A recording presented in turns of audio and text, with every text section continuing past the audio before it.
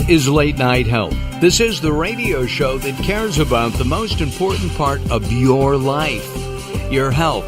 During the next 2 hours, the insane Daryl Wayne and I are going to explore some topics and issues that touch each and every one of us. Let me give you a couple of examples. We're going to be talking about courtesy. Courtesy? Yep, it affects how we feel about ourselves. We're going to take a look at being panic-free in a 10-day program designed by a former airline pilot. And we're going to begin our show now with Toni Holt Kramer, who's written a brand new book. It's called Unstoppable Me. And this is something that I have a feeling nobody can stop Toni. Toni was featured here in the L.A. area for years on TV. She's written for prestigious magazines throughout the world and has interviewed everybody from Mickey Mouse. Have you done Mickey, Toni? Actually, I think I might have missed him, but I think I did have some of the Musketeers. Oh, okay, got it. And you name it, she's done it. Toni, welcome to Late Night Health. Unstoppable. Thank you so much. I'm delighted. Unstoppable Me. Mm-hmm. That's because your mom said you can do whatever you want? Well, my mom had this philosophy. I remember as a really little girl, she would say, I'd say, I want to be a model. So she'd say, well, then be a model. I want to be an actress, but I don't have any training. Well, then you can be an actress if you think it. You can do it. And I heard that over and over and over from the time I was 5 or 6 years old. When you know how you get these ideas. You see somebody in the movies or you see someone and you want to be just like that. You want to do just what they're doing. And so there was never, well, you can't, or you don't know how, or it was never any negativity. It was so beaten into my head with if you think it, you can do it, that I just grew up thinking that I never had to say, why not? And it has stayed with me my entire life. Can anybody do this? Hello? Hello. Can anybody do this? Well, I guess what you can do is you can keep brainwashing yourself, certainly having it start when you're very young, to your child, to your sibling, saying, well, of course, if you think it, you can do it. If you do, you will. I think it's a mindset. It is definitely a mindset because it becomes just part of who you are. It isn't something you think about. It just is automatic. I decided I wanted to do something. I never stopped to think, how can I? Will I fail? Maybe I shouldn't. If it really meant a lot to me to do it or to try it, I just went gung-ho and right on to it. Would you say that Unstoppable Me, obviously it's a story about you and your life, but can people utilize this story to change their lives for the better? Oh, there's no question about it because, when I first started to write it, I had been mingling Hollywood and Washington. I was fascinated by both worlds. And I was going back and forth. I was trying to figure out how I could get a show going maybe there. Because to me, politicians and actors, today, especially with media, they had to have a presence. They have to be likable. If you watch someone on television, you don't like them, I don't care what they do, you're not going to watch them. So in my mind, coming back to your question, I said to myself, if I'm going to do this book, it's got to help women particularly. I think men enjoy it because I get a lot of thumbs up when I go in. Since it's been out, I walk into an event or a party or a restaurant, and it's always surprised when the men go, I love your book, I love your book. They love it for different reasons than the women. The women like it because I think that, number one, it's a fantasy life to a lot of people. People will say, my God, I can't believe what you did.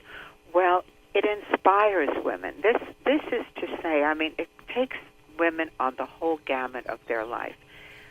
even down to don't ever sign a document that you haven't read, no matter what your husband or your brother or your friend tells you to do. It's learning. Learn about, be able to discuss, at least superficially, a number of things. It has to be more than just the same old, same old. I tried to get women to think. I remember years and years ago, before I did the book, for some reason I was always into helping women. And I remember I had a condo at that time in Palm Springs. This is a long time ago. And every Saturday afternoon, morning actually, at 10 o'clock in the morning on Saturday, because I wouldn't get down, I was doing my shows, and I would get down usually Friday night. Mm-hmm. And Saturday morning, I would hold a class in the pool. And you would talk about any subject you like. I always felt that I could connect with kind of women, giving women advice. Not that I was that smart, but I just feel that I was so open. And I know through the years that a lot of the television shows I did around the country, on network shows and morning shows particularly, they would always say their ratings really went up high when I was on, because I was always into talking about what people wouldn't want to talk about. I would say, okay, I remember doing an interview with, when I was live on KHJ, those were the good old days. That's KHJT. When you were live, you didn't get a chance to edit. No, of course not. And KHJ TV today is KCAL TV in Southern California, if you're listening throughout the country. And it's a CBS-owned station today and a major force in the Southern California market. I just wanted to give everybody a heads up about what you were doing. Yes, it was pretty terrific then too. And I remember I was doing, you do 2 hours live every morning at dark 30. You start, and of course, Google wasn't, right there to help you to do a bio on somebody. And to me, bios were never that more than just saying, okay, this is where they're from, this is what they do. I always believed you had to connect with the person. So I hated notes. I hated writing questions down, because if you did that, then you were always looking down. You weren't looking at the person. And you were doing the same interview that everybody else does. Exactly. Right. Our guest, by the way, is Toni Holt Kramer. Her book is called Unstoppable Me. It is available on Amazon, if I'm not mistaken. On Amazon and Barnes & Noble. And Barnes & Noble. Available hardcover, softcover, and also on Kindle, so you can download if you don't want to buy the book. And you can read it on your iPad or Kindle thingy or whatever those technical things are. I read a lot on my iPad. Toni, if you were to start today, would you do anything differently? Oh, I guess I would. But I so much try to live in the now. Backward never, forward ever. I try not to reflect on what did I do wrong. I mean, maybe there were a few things I shouldn't have done. I know that, sure, we all look at things that we should, if I only knew, I would have done it this way or that way, or I wouldn't have done it. I wouldn't have even thought about doing it. But that's life. That's living. You have to live by your experiences and by what your heart and your brain and your friends, your family, your loved ones, there's always compensations in life. There's always things that you have to kind of evaluate. And especially when you're a young girl, you kind of, and you're starting out in your career, you kind of be 100% focused on what you want to do and you want to achieve, that excitement of, I've got to be a success.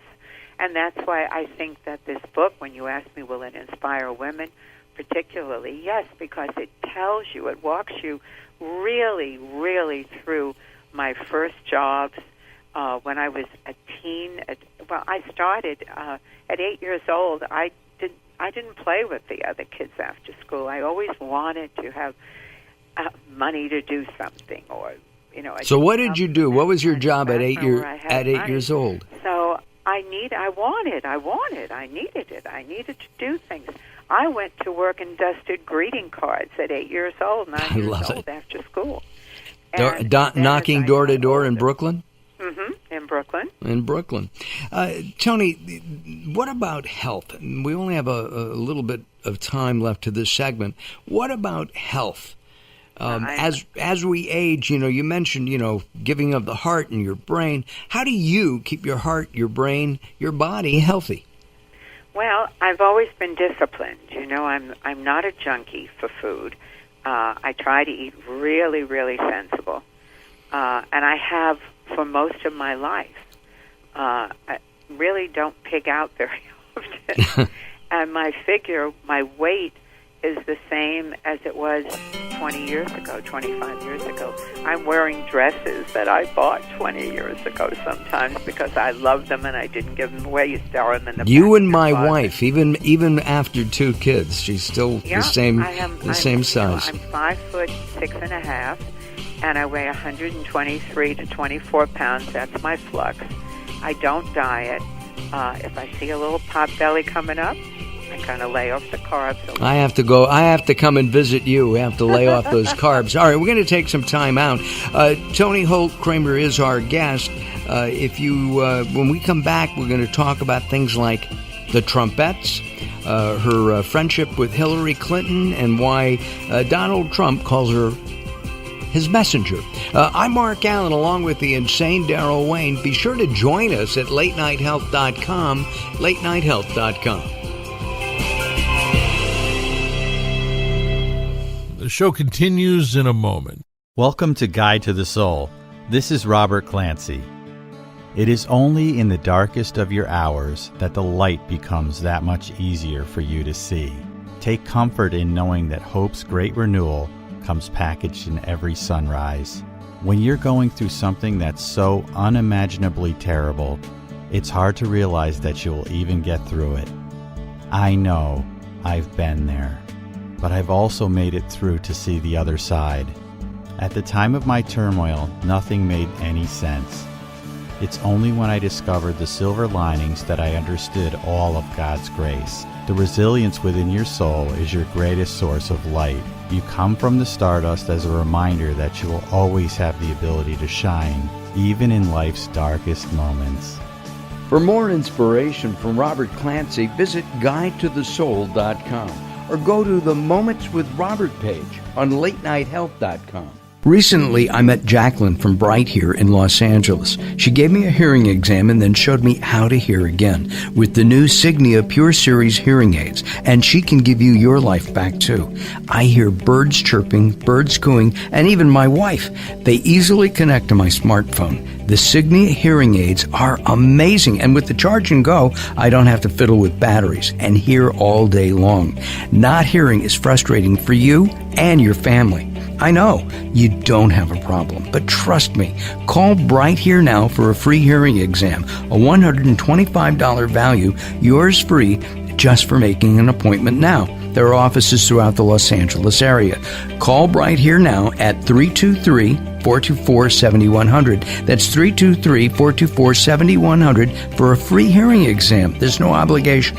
Call now, 323-424-7100, or visit them on the web at brighthere.com.